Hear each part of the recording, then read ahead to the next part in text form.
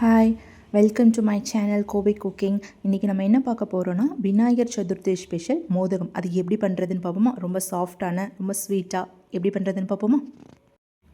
1 cup பச்சரிசி எடுத்துக்கலாம். அதே கப்பில் 1/2 கப் பாசிப்பருப்பு எடுத்துக்கலாம். இதை நம்ம இப்போ நல்லா வாஷ் பண்ணி எடுத்துக்கலாம். ஒரு 1 மணி நேரம் ஊறட்டும். 1 மணி நேரம் நல்லா ஊறிடுச்சு. இதை நம்ம ஒரு துணியில் பரத்தி விட்டுறலாம். அதில் இருக்க ஈரப்பதமெல்லாம் போகிற வரைக்கும் அது கொஞ்சம் ட்ரை ஆகட்டும். இப்போ பாருங்கள், ஈரப்பதமெல்லாம் நல்லாவே போயிடுச்சு.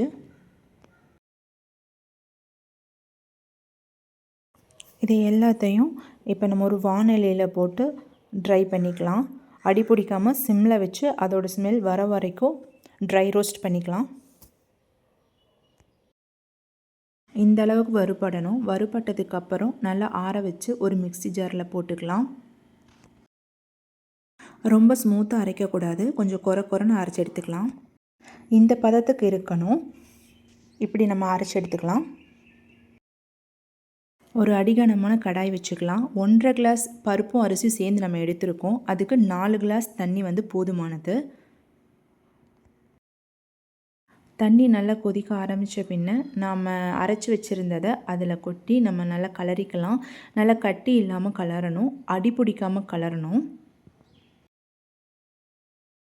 1.5 கப் நான் வெல்லம் எடுத்திருக்கேன்.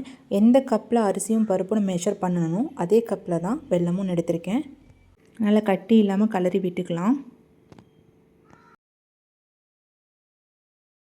நல்லா அடி பிடிக்காத மாதிரி கலரி விட்டுக்கலாம்.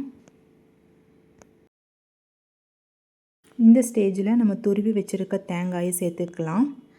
1 ஸ்பூன் நெய் ஆட் பண்ணிக்கலாம். நல்லா கலரி விட்டுக்கலாம். சிம்மில் வச்சே தான் பண்ணணும், இல்லாட்டினா அடி பிடிச்சிரும். தேங்காயும் நெய்யும் நல்லா மிக்ஸ் ஆகிடுச்சு. இந்த ஸ்டேஜில் நம்ம ஏலக்காய் போட்டு நல்லா கலரிக்கலாம். இந்த ஸ்டேஜில் உங்களுக்கு வாசனைக்காக பச்சை கற்பூரம் வேணும்னா நீங்கள் ஆட் பண்ணிக்கலாம். நல்லா அது வாசனையாக இருக்கும். அவ்வளோதாங்க, நம்ம மோதகம் இப்போ ரெடி. இதை நம்ம ஆற வச்சு எடுத்துக்கலாம். கையில் கொஞ்சம் நெய் தடவிட்டு நமக்கு என்ன ஷேப் வேணுமோ அந்த ஷேப்பில் உருட்டி எடுத்துக்கலாம். எனக்கு இன்றைக்கி ரவுண்ட் ஷேப்பும் அதுக்கப்புறம் கொழுக்கட்டை ஷேப்லேயும் தான் நான் பிடிச்சிருக்கேன்.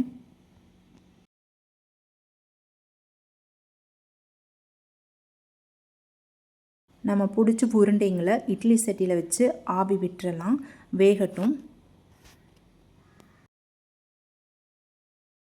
அவ்வளோதாங்க, ரொம்ப சாஃப்டான ஸ்வீட்டான மோதகம் ரெடி. கண்டிப்பாக விநாயகர் சதுர்த்திக்கு இது ட்ரை பண்ணி பாருங்கள். மறக்காமல் நம்ம சேனலை லைக் பண்ணுங்கள், சப்ஸ்கிரைப் பண்ணுங்கள். தேங்க்யூ.